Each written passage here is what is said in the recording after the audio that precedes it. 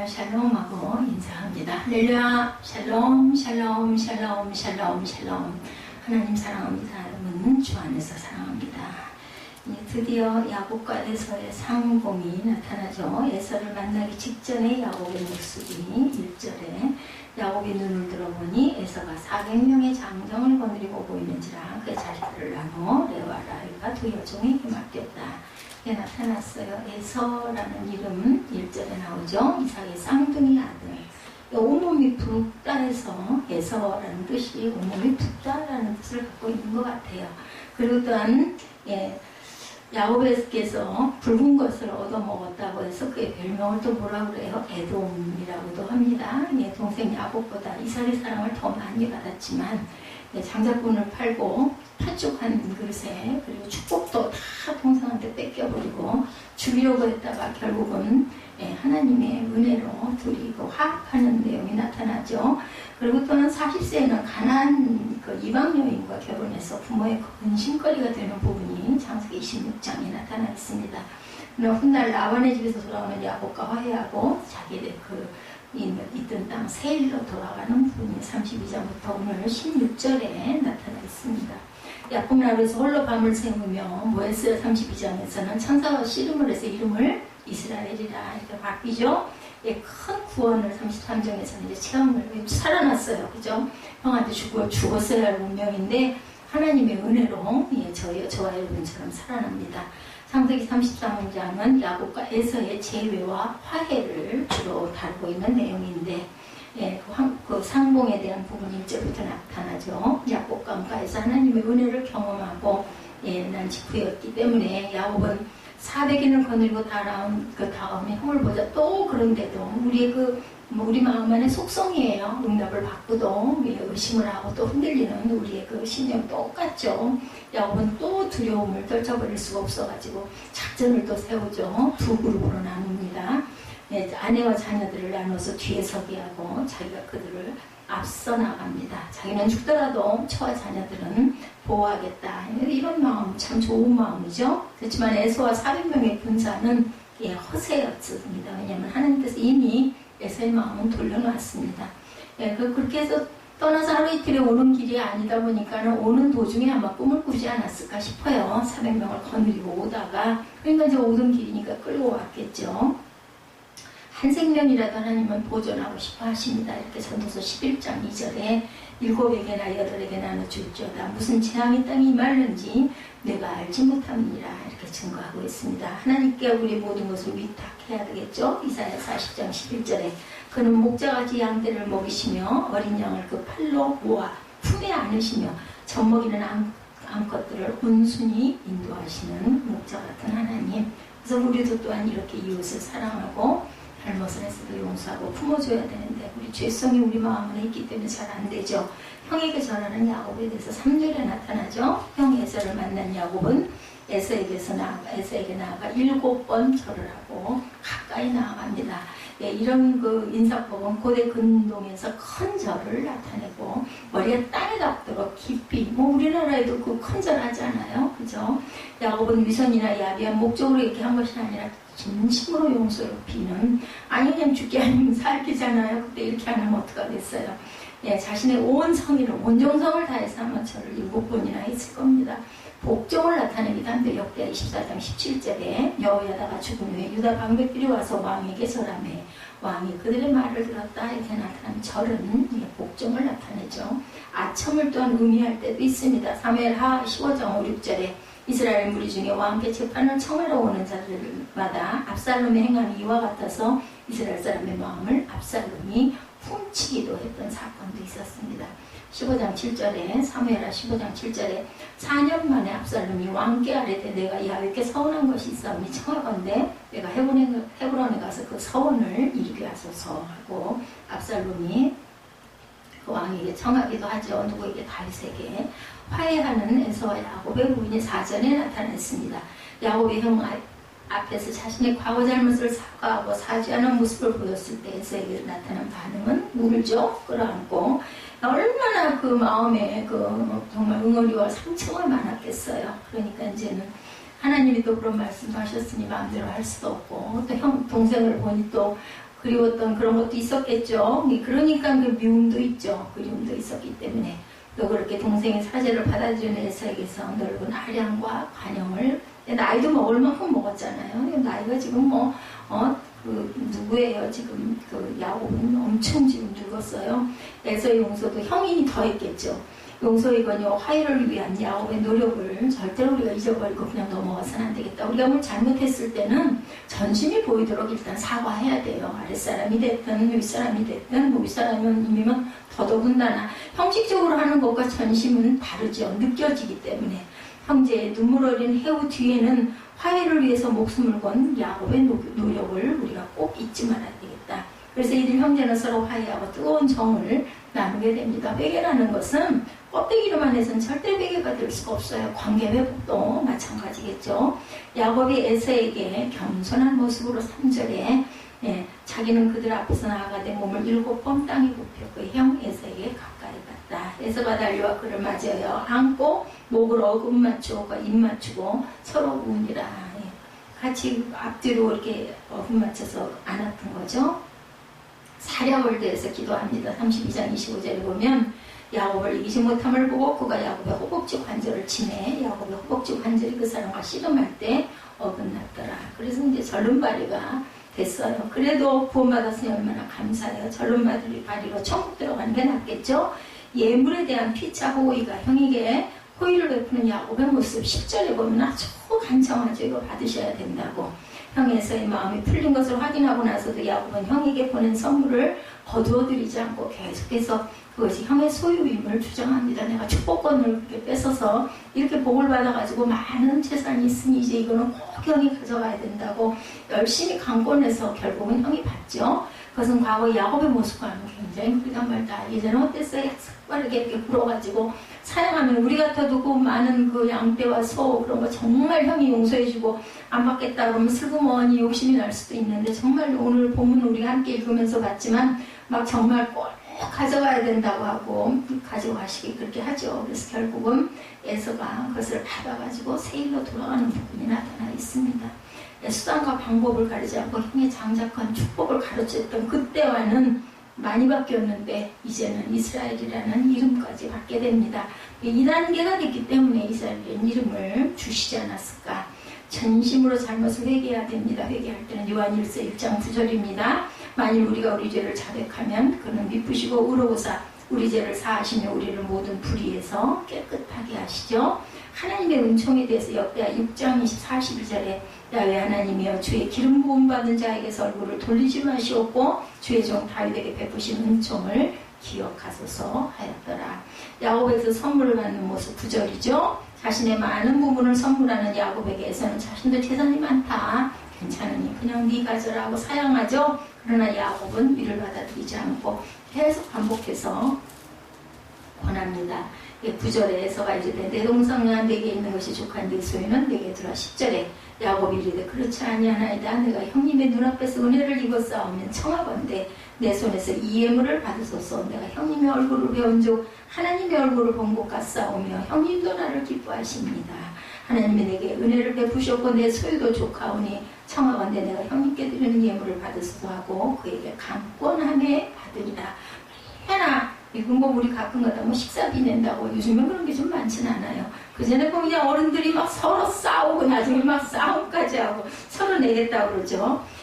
그 무력 때문이 아니라 형제 재회의 기쁨에 대한 증거로 생각하면서 형도 또한 기쁜 마음으로 정말 이런 선물이 기쁜 선물이죠.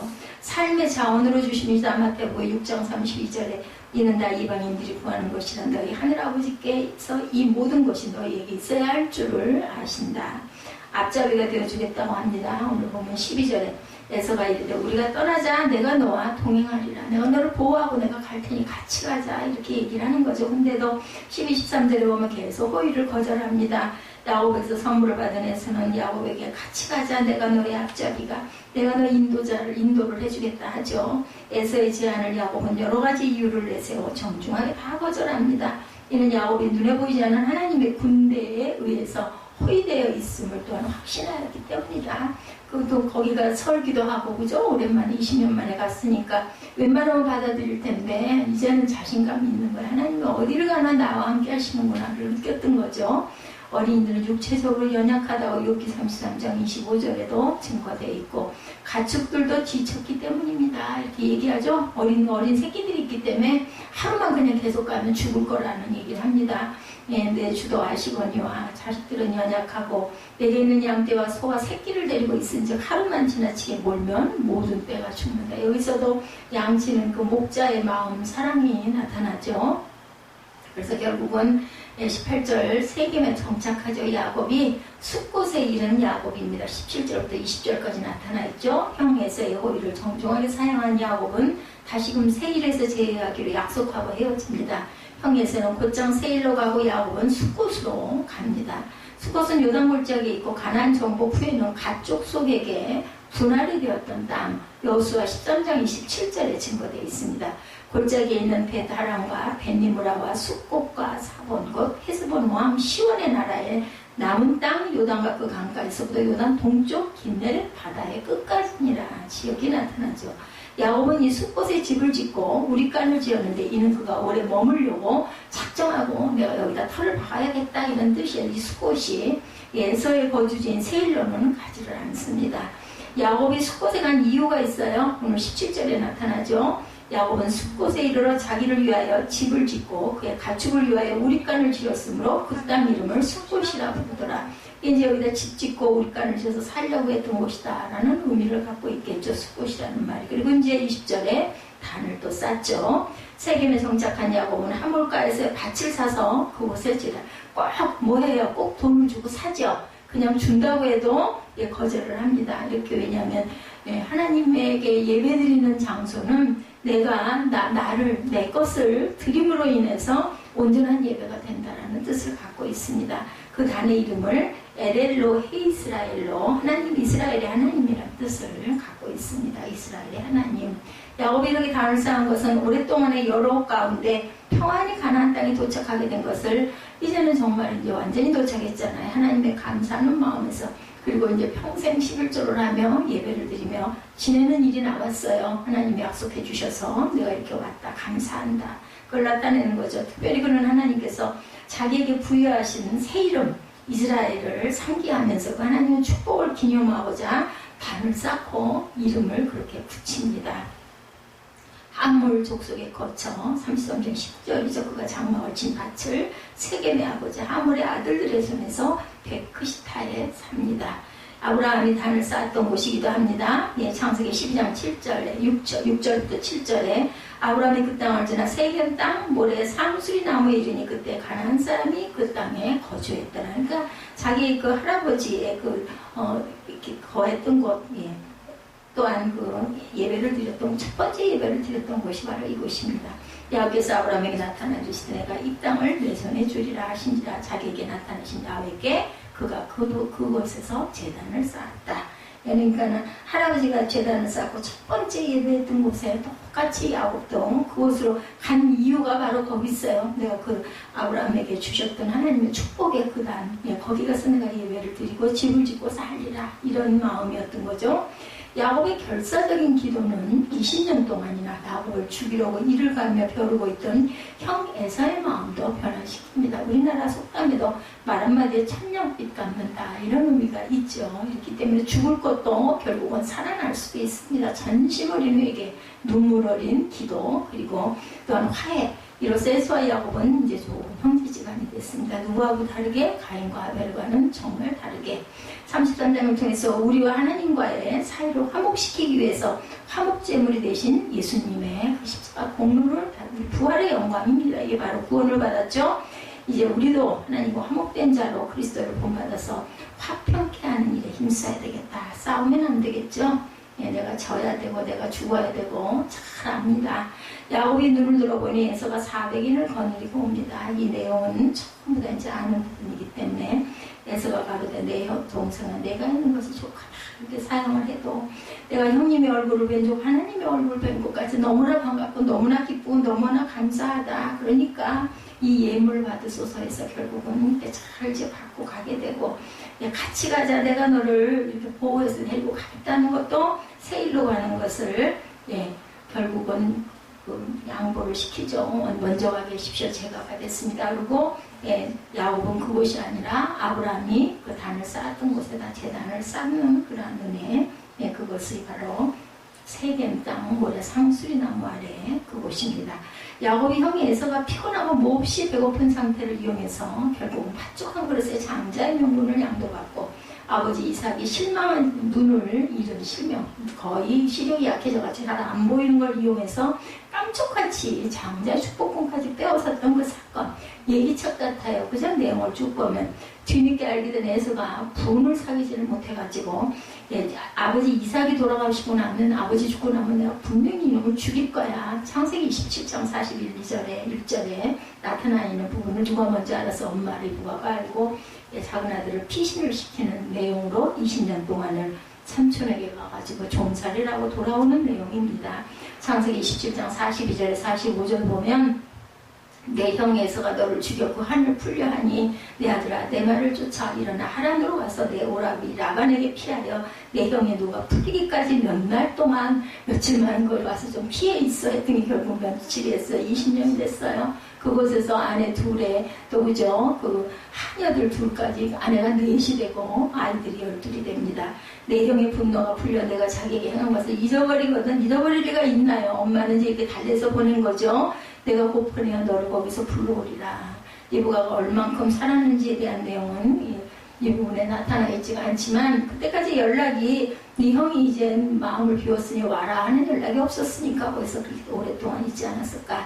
이렇게 해서 야곱은 외삼촌 라반의 집으로 피신하게 되고 20년 동안 어려운 종살이 같은 세월을 보냅니다. 창세기 31장 13절에 보면, 나는 베델 하나님이라 내가 거기서 기둥에 기름을 붓고 거기서 내게 서원하였으니 지금 일어나 이것을 떠나서 내 출생지로 돌아가라. 안 되겠으니까 하나님이 또 말씀하셔서, 그러니까 결국 뭐예요? 우리는 하나님의 응답을 받고 움직여 가야 하겠다.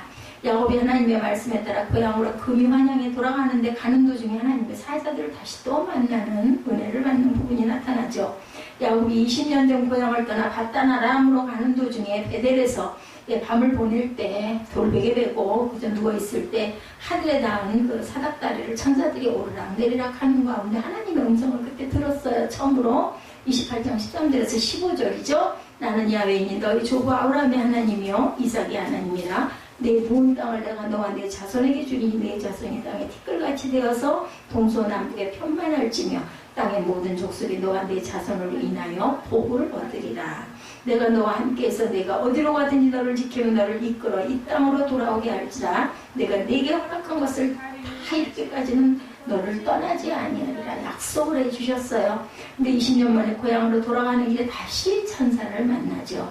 하나님께서 야곱의 귀한 길에 천사들을 보내신 것은 20년 전 베델에서 야곱에게 약속하신 대로 어디로 가든지 내가 너와 함께 하지 않니? 지금도 앞으로도 내가 너와 함께 하리라는 것을 깨달아 알도록 다시 한번 보여주신 거죠. 그리고 지난날 라반의 온갖 모략에서 보호를 하시죠. 31장 42절에 보면 조만간 만나게 될 에서의 손에서도 무사히 지켜주실 것이라는 믿음과 확신을 주려고 나타난 겁니다. 그리고 하나님께서 내가 너를 그 땅으로 돌아가게 하리라는 약속을 다시 한번 확증해 주시기 위해서, 사실 야곱은 20년이란 긴 세월이 흘렀지만 여전히 형 에서의 보복을 굉장히 심약해요. 마음이 약한 거죠. 두려워하고 있었어요.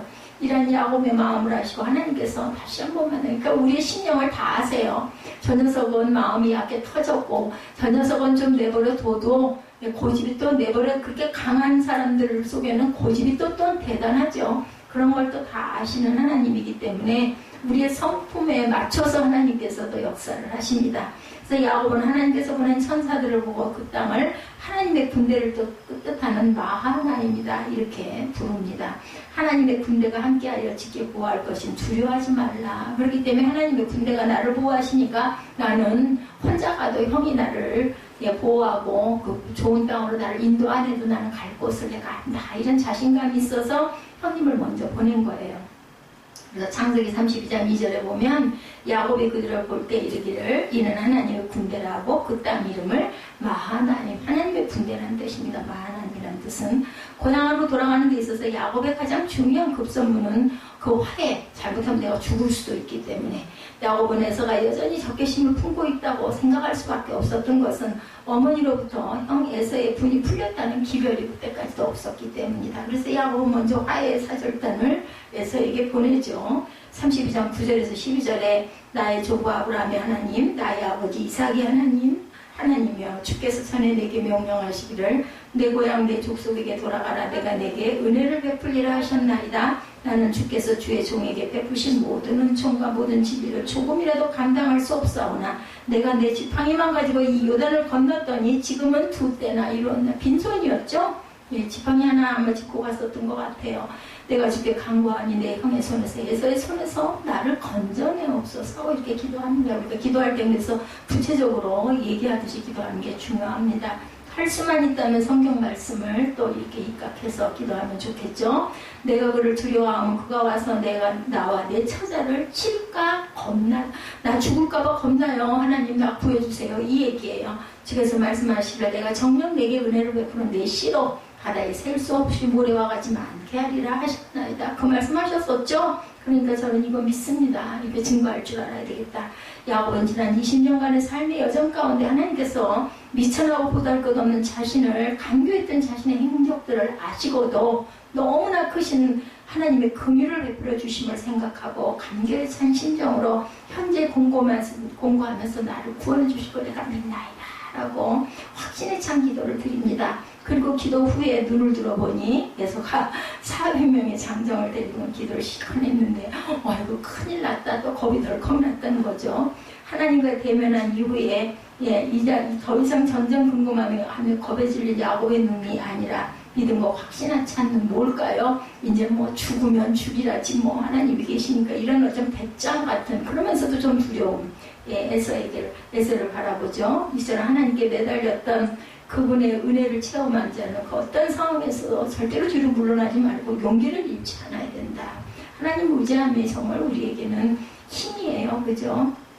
하나님께 무릎을 꿇는 자는 사람에게 절대로 무릎을 꿇지 않는다. 잘못했을 때는 무릎을 꿇어야 되지만 그 사람을 의지해가지고 내가 거기 빌붙어서 어떻게 해봐야지 이런 마음은 비워야 된다. 믿음으로 말미암아 아브라함의 자손이 되신 저와 여러분들은 아브라함의 하나님, 이삭의 하나님, 야곱의 하나님 또한 나의 하나님이라는 고백을 할 줄 알아야 되겠다. 그리고 하나님의 군대로 항상 저와 여러분과 함께 한다는 것을 항상 믿고 나아가야 되겠죠. 하나님 앞에 무릎을 꿇고 눈을 들어 세상을 바라보는 그런 또 영안도 열려야 합니다. 심히 두렵고 답답하고 인생이 풀기 어려운 모든 문제들일지라도 하나님께서 형통하게 인도해 주실 것이라는 것을 자꾸 믿고 확신하고 가야 되겠다. 야곱이 눈을 들어 형 에서에게 가까이 하자. 에서가 달려와 끌어안고 입 맞추어 동생 야곱을 기쁨으로 맞이합니다. 내 동생아 라고 부르며 형제의 뜨거운 사랑으로 맞이하는 거 얼마나 감격했을까요? 32장 3절에도 보면 부모와의 갈등으로 인한 가정 불화로 염증을 느낀 나머지 부모에게서 멀리 떠나 세일산 땅 에돔에 들어가서 살았어요. 누가? 야곱을 그리워하는 것이 싫어가지고 에서가 얘가 거기 살았던 거예요. 32장에 보면 그것을 살면서 동생 야곱에 대한 죽여야 되겠다 칼을 간 거예요. 몇십 년 동안을. 그래서 400명의 병력을 끌고 왔지만 야곱을 보는 순간 또는 하나님의 임재로 인해서 마음이 녹아버립니다. 그래서 뭐라 그래요? 피는 물보다 진하다. 그리고 또 동생이 아주 정말 간절하게 잘못했다고 또 용서를 빌죠. 10절 11절에 형님께 은혜를 얻었사오면 청건대 내 손에 이 예물을 받았어. 그렇게 예물을 아주 전심으로 하면서 뭐라 그래요? 하나님의 얼굴을 보고 형을 보니까 너무나 기쁘고 감사하다라는 거죠. 그 위에 속에 하나님이 베푸신 은혜의 빛을 보았다.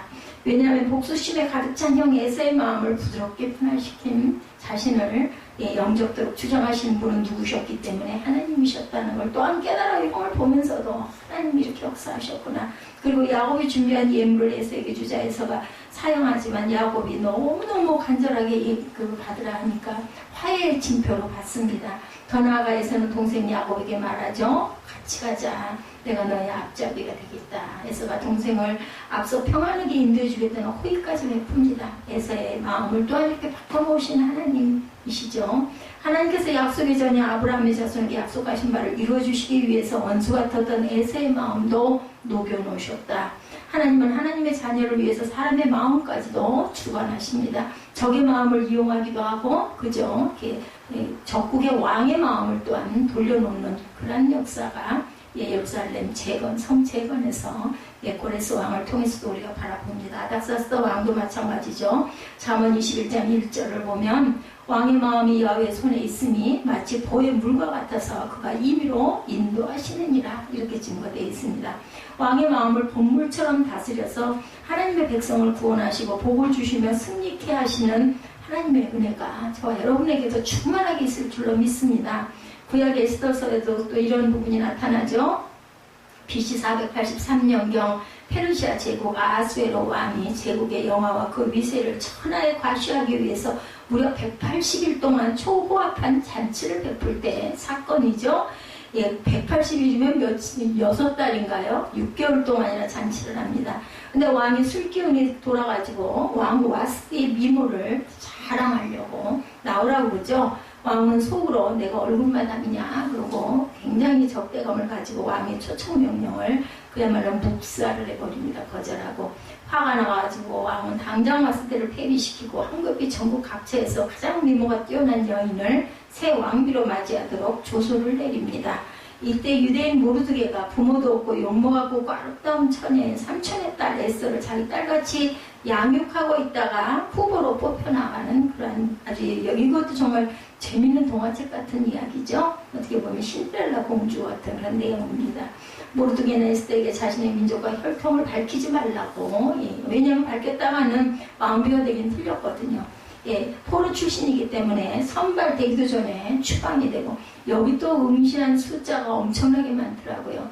1100명 정도의 그 후보자들이 이미 심사를 받은 처녀들만 1100명이나 엄청난 숫자의 에스더가 뽑힌 거예요. 그것도 하나님이 그 모르드게 왕 눈에 콩깍지를 씌운 거죠. 에스더의 차례가 돼서 왕 앞에 불려갔을 때 아주 추운 10월달이었다고 그래요. 그럼에도 불구하고 아하수에로 왕은 하나님의 섭리 가운데 눈에 콩깍지가 씌워가지고 꾸미지 않은 에스더를 보자마자 또 청순한 그러한 그 모습에 반했겠죠. 단번에 사랑을 하게 돼버립니다. 그 많은 후보자들 다 물리치고 남은 처녀들은 보지도 않고 이미 1100명은 앞에 봤고 그 자리에서 에스더의 머리에 관을 씌우고 왕으로 삼습니다. 하나님의 섭리 가운데 아하수에로 왕은 에스더에게 홀딱 반해버리죠. 에스더서 2장 1절에서 17절에 나타난 내용들입니다. 얼마 후에 모르드게가 어떻게 해요? 대궐문에서 근무하고 있을 때 경비용 둘이 왕에 대한 원한을 품고 아하수에로 왕을 죽이려는 음모를 꾸미는 걸 들어요. 모르드게가. 그래서 에스더 왕후에게 얘기해 줍니다. 이거 왕에게 얘기해서 피하게 해라. 결국 신문 결과 그들의 음모가 밝혀지고 두 사람은 교수형으로 처형을 당하는 사건이 있었어요. 이런 사실은 왕이 보는 앞에서 궁중실록에 기록이 된 게 있어서 2장 21절에서 23절에 나타났어요. 그로부터 10년이 지났어요. 그 사건이 있고 나서 왕이 정복한 다양한 민족을 포용하는 정책에 따라서 페르시아인이 아니었지만 아각 사람 하만을 총리 대상으로 세워서 제2인자의 자리에 앉는 일이 일어납니다. 아각 사람이에요. 이 사람은 페르시아 사람이 아니라 하만은. 아각 사람 하만은 사울이 살려주었는데 사무엘이 발각돼서 죽임을 당한 아말렉 왕 아각의 후손 하만이라고 나타나 있습니다. 그러므로 이 하만은 이스라엘 백성에 대해서 굉장히 감정이 나빠요. 적개심을 가지고 있었어요. 그런데 아하수에로 왕은 대궐문에서 근무하는 신하들이 모두 하만이 드나들 때마다 무릎을 꿇고 하만에게 경배하도록 그렇게 명령을 내렸어요. 아하수에로 왕이. 그러나 모르드게는 절대로 무릎을 꿇지도 않고 절하지도 않습니다. 누구에게만 절하기 때문에? 하나님께만 절해야 되기 때문에. 다니엘과 요셉처럼 어떠한 처벌도 두려워하지 않고 오직 하나님만 경배하겠다는 그런 신앙을 갖고 있었기 때문이죠. 다른 신하들이 아무리 얘기했지만 그 모르드게는 절대로 허리를 굽히고 무릎을 꿇지 않았습니다. 마침내 다른 신하들이 모르드게가 유대인이라는 사실을 알고 하만에게 사실을 고발합니다. 하만은 원수 같은 민족 유대인의 왕의 명령을 거역하고 자신에게 무릎을 꿇을 것을 경배하지 않는 행동을 용납을 할 수가 없었어요. 화가 잔뜩 치밀어 오른 하만이 막강한 권세를 이용해서 모르게 하나쯤 죽여 없애는 것은 일이 아니었겠죠. 그 자리에서 칼로 베었어도 아무도 뭐라고 안 했을 거예요. 이 사건을 모르게 한 개인의 문제로 보지 않고 왕에 대한 유대민족 전체의 대적으로 확대해서 유대인들을 아예 말살해야 되겠다 이런 음모를 계획을 합니다. 그래서 유대 종교도 뿌리를 뽑아버려야 되겠다. 하나님이라는 그 존재에게만 절을 한다고 나한테 이렇게 반기를 들고 왕의 명령인데도 그걸 불복종했으니까 아주 다 죽여버려야겠다. 이런 계획을 세운 거죠. 하만은 이 기회에 모르드게를 비롯해서 전 유대인들을 모두 학살할 방법을 찾은 겁니다. 그래서 나를 잡고 그 높은 장대를 만든 거예요. 조상의 원수를 철저히 갚아야 되겠다는데 조상들을 유대인들이 그렇게 했으니까 학살할 날을 정하고 아하수르의 왕에게 말합니다. 왕께서 다스리는 이 나라에 살고 있는 유대인들은 아주 배탈성이 강한 민족입니다. 이들은 하나님의 법 외에는 어떤 나라의 법이나 왕의 명령을 안 지킵니다. 이들을 내버려 두시면 나라에 큰 화가 될 겁니다. 그래서 왕께서 좋으시다면 유대민족을 전멸시키도록 조소를 내려주십시오. 그러죠. 그래서 그렇게 해주시면 제가 60조 원, 은 1만 달란트예요. 당시 나라 전체의 세수의 15분의 1이라는 그런 엄청난 돈을 입금을 시켜드리겠다. 그때도 이런 제도들이 있었던 것 같아요. 그래서 왕은 그 돈은 경의 것이요. 그 백성도 경에게 맡길 테니 알아서 좋을 때라라고 허락을 받습니다. 그래서 학살의 정권을 하만에게 맡겼어요. 그때 그 에스더서 내용이 그렇게 해서 에스더가 죽으면 죽으리라고 왕 앞에 나아가는 내용이 이런 내용이었습니다. 하만은 즉시 각국 전국의 지방 총독들에게 하만이 제비 뽑아 정한 날 12월 13일 하루 동안 전 유대인들을 남녀노소 할 것 없이 모두 죽이고 그리고 그들의 모든 재산을 압수하라는 조서를 왕의 어인이 찍힌 조서를 내려서 각 성으로 도장을 찍어서 보냅니다. 이 같은 왕의 명령이 떨어지자 이제 유대인들은 큰일 났어요. 죽기 직전이죠. 모르드게는 하만의 유대인 대학살의 음모를 알고 통곡을 하고 왕이 내린 명령과 조서가 전달된 지방마다 유대인들이 공포에 쌓여서 온통 탄식하고 금식하고 전부 다 슬프게 울부짖어요. 내 가족, 내 재산, 이제는 이제 꼼짝없이 우리는 다 유대인들은 다 죽어. 왕 에스더는 크게 이 얘기를 듣고 충격을 받죠. 모르드게는 유대인 대학살 칙령 사본을 사람을 시켜서 에스더에게 보냅니다. 직접 오전에 나가서 왕에게 자비를 구하고 최선을 다해 자기 민족을 살려달라고 탄원해라고 부탁을 하죠. 에스더서에 나와 있죠. 에스더는 왕이 부르셨는데 내가 마음대로 내가 못 나간다. 누구든지 사용을 하고 다스리기 때문에 그건 못한다. 왕후라도 왕 앞에 가서 탄원할 수 없다. 그리고 대답을 보내자 모르드게는 다시 에스더에게 받아가죠. 너는 왕궁에 있으니 모든 유대인 중에 홀로 목숨을 건지리라. 생각한 너도 유대인 아니냐. 이때 내가 만일 잠잠하여 말이 없으면 유대인은 다른 데로 말미암아 노임과 구원을 받을 것이다. 네가 아니어도 너는 내 아버지 집은 멸망할 거다. 이렇게 아주 무서운 말을 해서 보냅니다. 내가 왕의 자리를 얻은 것이 이때를 위함인지 누가 알겠느냐. 이렇게 얘기하죠. 에스더가 모르드게에게 회신하죠. 당신은 가서 수선에 있는 유대인들을 다 모으고 나를 위해서 금식하되 밤낮 3일을 먹지도 말고 마시지도 말게 하소서. 나도 나의 신령과 더불어 이렇게 금식한 후에 규례를 어기고 왕에게 나아가리니 이제 아주 유명한 말이죠. 죽으면 죽으리이다.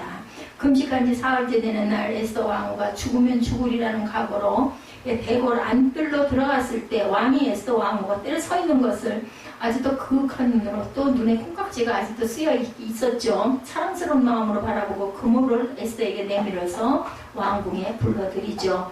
웬일이요 에스더 왕 무슨 소청이라도 있어. 당신이 원하면 나라의 절반이라도 떼어주겠어. 그때 맹세는 또 이런 말을 그렇게 했던 것 같아요. 에스더가 왕께서 허락하신다면 내가 오늘 잔치를 차리고 왕을 모시고 싶습니다. 이렇게 간청을 합니다. 하만과 함께 오시면 좋겠습니다. 왕은 명령을 내리고 하만은 에스더가 베푼 잔치에 나가죠. 왕은 또다시 에스더에게 당신의 간청이 뭐요? 내가 나라 절반이라도 떼주겠소. 그리고 또 말하지. 에스더가 대답하죠. 제가 드릴 감과 소청은 별거 아닙니다. 왕께서 기꺼이 나의 간청을 들어주시고 소청을 받아주시겠다면 내일도 이 잔치자리에 두 분을 모시고 싶습니다. 왜냐하면 180일 동안 지금 잔치를 하고 있는 상황이죠. 왕께서는 하만과 함께 오십시오. 그때 분부대로 제 소원을 말씀드리겠습니다. 하만은 마음이 못해서 집으로 들어와가지고 친구들한테 자기 아내가 막 자랑을 하죠. 자신의 권수의 부귀영화 왕이 나와 단둘이만 이렇게 잔치상을 받는다. 에스더 왕후가 차린 그 자리에 우리 둘만 참석한다. 나 하나밖에 없다. 왕후께서는 내일도 왕과 함께 오라. 그러니까 왕후가 유대인인 건 몰랐던 거예요, 다들. 그래서 그의 아내 세레스와 친구들이 하나같이 하만에게 말합니다. 높이 50자짜리 23m예요. 예, 23m. 그죠? 우리 이 천정이 뭐 2m 얼마라고 그러죠? 23m. 하만은 정말 그 장대를 만들어가지고 예, 내일 아침에 모르드게를 거기에 달도록 왕께 말씀을 드리세요. 거기를 가면 이제 이렇게 권고를 하죠. 그런 다음에 왕을 모시고 잔치에 가서 즐기십시오. 하만이 좋은 생각이다 하고는 장대를 세우도록 하죠. 자기 마당에. 그날 밤 왕은 잠이 오질 않아서 자기의 그 통치를 기록한 궁중실록을 봅니다. 그날 밤 따라. 이것도 또한 하나님의 역사하심이겠죠. 실록에는 대궐문을 지키던 왕의 두 내시 빅다니와 베레스가 아하수에로 왕을 죽이려고 음모한 사실을 모르드게가 알고 고발하였었다는 내용, 10년 전 내용이 기록되어 있는 걸 마침 또 하필이면 그 페이지를 펴서 보게 됩니다. 왕이 시종에게 물어보죠. 이런 일을 한 모르드게에게 나라에서는 어떻게 대우했고 어떤 상을 내렸느냐. 그곳에 있던 종들이 대답합니다. 나라에서는 그에게 아무런 상도 내리지 않았습니다. 왕이 다시 묻습니다. 궁궐들에 누가 있느냐. 마침 그때 하만이 왕에게 자기 집에 세운 장대를 모르드게를 달아 죽일 수 있도록 허락을 받으려고 일찍 바깥들에 와 있었어요. 시종들은 하만이 뜰에 대령했다고 대답하자 왕이 명령합니다. 들라고 일러라. 하만이 안으로 들어오자 왕이 묻죠. 내가 특별히 대우하고 싶은 사람인데 그이거 어떻게 하면 좋을지 말해보시오. 나에게 이제 특별 대접을 하려나 보다 하고는 왕에게 의견을 건의하죠. 왕께서 높이고 싶은 사람이 있으시면 그 사람에게 왕복을 입혀서 왕의 말에 태워서 시가행진을 하도록 하며 왕께서는 높이고 싶어하는 사람에게 이렇게까지 대우하신다 하고 외치게 하시니 좋을 듯 합니다. 왕이 하만에게 그대로 하시오. 유대인 모르드게에게 경이 말한 것들 가운데 하나도 빠뜨리지 말고 정말 모르드게를 죽이려고 이를 걸고 있는데 나한테 얘기한 줄 알고 딱 그렇게 얘기를 했는데 결국은 하만에게 명령을 하는 거예요. 이렇게 입혀가지고 궁전 뜰을 다니면서 그것을 외치게 해라. 얼마나 기가 막혔을까요? 정말 자기 그걸 시행을 하긴 했겠죠. 그러나 그 이내 내시들이 와서 에스더가 차린 잔치 하만을 급히 데리고 갑니다. 이틀째 잔치자리에서 왕이 에스더 왕에게 또 묻습니다. 당신의 간청이 뭐요? 당신의 소청이 무엇이요? 나라의 절반이면 내주겠소. 에스더 왕후가 그때 대답하죠. 내가 왕께 은혜를 입고 왕께서 나를 어여삐 여기시면 제 목숨을 살려주십시오. 나를 살려주십시오. 매달립니다. 그리고 나의 동족들을 살려주십시오. 이것이 제 소청입니다.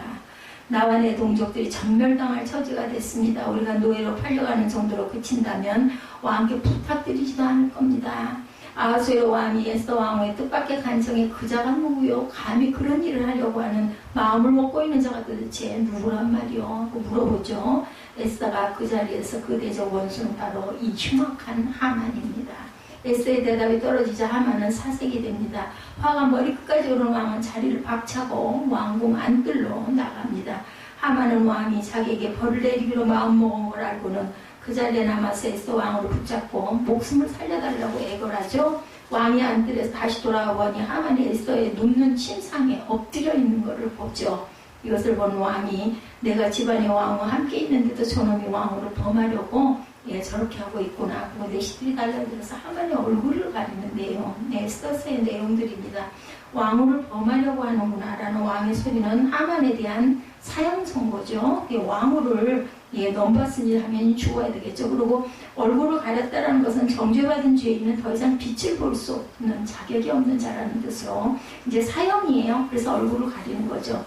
당시 왕을 보시는 내시들 가운데 하나가 하만이 자기 집에 높은 장대, 50자짜리 장대를 세워놓았습니다 하고 얘기합니다. 그것은 모르드게를 매달아 죽이려고 세운 것입니다. 자 왕이 하만을 거기에 매달아라. 그래서 결국은 자기네 집에 있는 그 장대에 하만이 매달려서 죽죠. 그런 다음에 비로소 왕의 분노가 가라앉습니다. 왕은 하만에게 되지 않은 자기 인장 반지를 빼서 모르드게에게 맡깁니다. 그리고 하만이 꾸며둔 조서를 급히 취소하도록 하는 새 조서를 전국에 신속하게 발송시킴으로 유대인들이 살아났어요. 조서의 어느 성읍에서든지 다른 민족들이 유대인을 공격하면 그들의 자식과 아내까지도 모두 진멸하고 재산까지 빼앗을 수 있는 권리를 줍니다. 하만이 유대인들을 진멸하고자 했던 그날 하만의 10 아들들과 그 일당들이 도륙을 당하고 유대인들은 구원을 받아서 전국적인 축제가 일어나죠. 유대인들은 왕명에 따라 하만과 그 일당들의 모든 재산을 압수해서 전리품으로 취할 수 있었지만 일체 그 재산에는 손을 대지 말라고 모르드게가 명령을 내립니다. 정치, 종교, 경제 등 모든 분야에 정의를 실현하려고 했던 고든 그 모르드게의 그러한 그 아주 역사입니다. 이 사건으로 인해서 그 땅에 사는 다른 민족들 가운데 많은 사람들이 유대인들을 두려워함으로 유대인으로 귀화하려고 하는 사람들이 생기죠. 이날이 바로 불임절입니다. 불임절. 모르드게는 이 모든 사건을 기록하고 모든 유대인들로 하여금 그날을 절기로 지키게 합니다. 이것이 불임은 제비를 의미한다고 그래요. 하만이 자기 음모를 성공시키기에 가장 좋은 날을 선택하고자 제비를 뽑았어요. 민족이 전멸당하는 그날에 구원받고 오히려 원수가 멸절되고 하나님의 선택된 민족이 승리하고 더욱 강성해졌다. 그래서 이 제비 뽑는 그러한 그 유래가 지금도 우리가 뭔가를 확실하게 결정할 때는 공정하게 하자 해서 제비를 뽑죠. 슬픔이 변화해 기쁨이 되었던 역사적인 날을 축제로 정하고 불임절이라고 한 것. 왕의 마음이 하나님 손에 있음이 마치 보의 물과 같아서 하나님께서 임의로 인도하시되 아하수에로 왕은 이 마음의 인도함을 하나님이 인도하심으로 인해서 더욱더 나라는 강성하게 되었다고 합니다. 하나님께서 보물을 다스리듯이 왕의 마음을 다스려 모르드게를 바사의 제2인재로 세운 결과 가장 존경받는 지도자가 됩니다. 모르드게는 그로 인해서 모든 백성의 생활도 또한 윤택해집니다. 다양한 민족들로 구성된 나라 전체가 위로와 평안을 누리게 되는 그러한 사건, 그 에스더서를 통해서 이루어진 하나님의 축복의 사건이에요. 나라 잃고 포로가 돼서 이방 나라에서 전 민족이 대학살을 당할 위기에 이스라엘 백성을 구원하고 전후 유복의 복을 받게 하신 분, 이분 또한 하나님이시죠. 우연은 없습니다. 아하수에로 왕의 눈에 콩깍지를 씌우고 그 마음을 에스더에게 빼앗기도록 하신 분도 하나님이시죠. 에스더가 예뻐서가 아니죠. 유대인 대학살이 임박한 그 밤에 왕이 만약 그냥 잠들었다면 이런 사건도 안 일어났을 겁니다. 왕으로 하여금 잠이 오지 않도록 궁중실록을 읽도록 그 본을 읽도록 하신 분도 하나님이시죠. 모르드게는 자신의 과거 공훈에 대해서 왕이 그에 상응하는 보상이 없었다고 해서 원망하거나 불평하지 않았죠. 왕에게 알리고자도 안 합니다. 그러나 하나님은 이 모든 사실을 기억하고 계셨고 그리고 왕이 잠 못 이루게 하여서 실록을 보도록 그 마음을 주관하며 상을 그냥 받아도 10년이 지났지만 그냥 아주 정말 기가 막힌 상을 받는 그러한 그 계기가 되게 하죠. 자신의 음모가 탄로날 것을 알고 있어 왕에게 목숨을 구걸하는 하만의 모습이 왕에게 왕후를 겁탈하는 모습으로 보이게 한 것도 또한 하나님이십니다. 사무엘 당시 사울왕이 하나님 말씀을 거역해서 아말렉 아가 왕을 살려둠으로 훗날 유대인들이 전멸당할 위기에 빠졌지만 왕의 마음을 보의 물을 다스려서 하나님의 약속의 자손들에게 전화 위복의 계기가 되게 하시는 하나님, 이처럼 사람의 마음을 보의 물처럼 다스리시는 하나님의 섭리와 은혜가 예수 믿음으로 아브라함의 자손이 되게 하신 저와 여러분에게 충만하게 임하시기를 바랍니다. 더 나아가 하나님을 기쁘게 하는 성도가 되어야 되겠죠. 그러기 위해서는 잠언 16장 7절에 사람의 행위가 야훼를 기쁘게 하면 그 사람의 원수라도 그와 더불어 화목하게 하시느니라. 우리가 우리의 행위를 가지고 하나님을 기쁘시게 할 때 우리의 원수도 누구처럼? 에서와 야곱처럼 화목하게 하신다. 여기 하나님을 기쁘시게 한다는 뜻은 하나님의 정하신 뜻과 명령을 따라서 순전하게 산다라는 뜻이 됩니다. 그러한 삶은 타인은 물론 그를 적대시하는 자들의 증오와 적의를 사랑과 우정 어린 관계로 돌이킬 수가 있다. BC 872년경 유다 왕국의 여호사밧이 왕에 오른 일이 있었죠. 여호사밧 왕은 아버지 아사 왕이 하나님을 의지하지 않고 주변 강대국들을 의지해서 하나님의 선지자를 학대하는 등 악정을 베풀다가 주변 나라로부터 잦은 전쟁을 겪는 것을 목격합니다.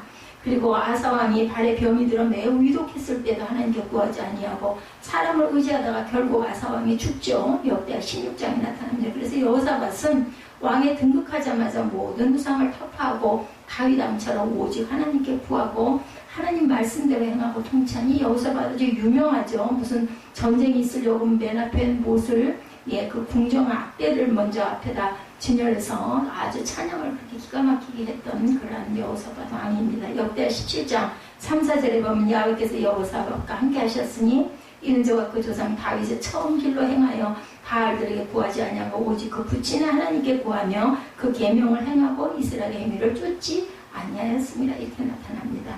뿐만 아니라 여호사밧 왕은 통치 벽두부터 백성들을 하나님의 말씀으로 교육하는 일에 전심전력을 다합니다. 5명의 장관과 9명의 레위인과 2명의 제사장은 전국 각지에 보내서 하나님 말씀을 가르치도록 하죠. 신앙 교육만이 아니라 하나님 말씀을 통해 당시 만연했던 악습과 우상 숭배를 척결하도록 했고 하나님 말씀에 따라 사는 방법 등 삶의 전반부 부분을 세세히 교육시킵니다. 여호사밧 왕이 이렇게 전심으로 하나님을 의지하고 경외하는 행위를 하나님께서 기쁘게 여기시고 그의 통치권을 견고하게 하시고 국력을 크게 신장시켜 주시죠. 그리고 이웃 나라들이 유다 왕국을 두려워하도록 역사하셔서 그들 나라부터 조공을 받아서 풍족한 중에 더 풍족하게 하시고 감히 넘볼 수 없도록 해서 태평성대를 누리게 합니다. 부국 강동을 이루게 하죠. 당시 여호사밧 왕이 통솔하는 군대가 자그마치 116만 명에 달할 정도였다고 나타나 있습니다. 116만 군사도 모두 크게 용맹한 군사였다.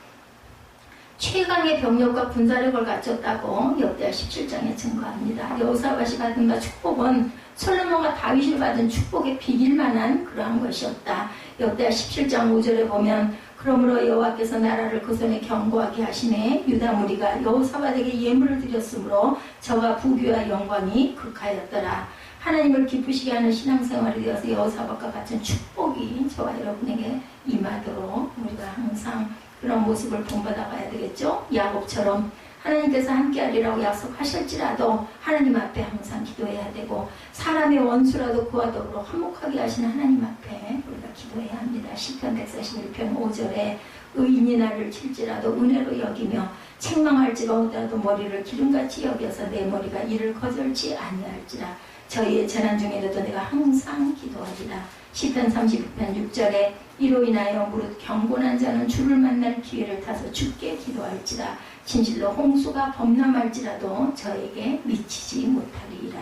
범사에 항상 기도하고 우리가 항상 보람되어 하나님이 나를 바라보고 계신다는 그 믿음을 가지고 저와 여러분이 하나님의 얼굴을 본 것 같은 은혜가 야곱처럼 충만하여서 그 이름이 이스라엘로 에스더로 한나로 사무엘로 바뀐 것 같은 그대로 이루어지는 은혜가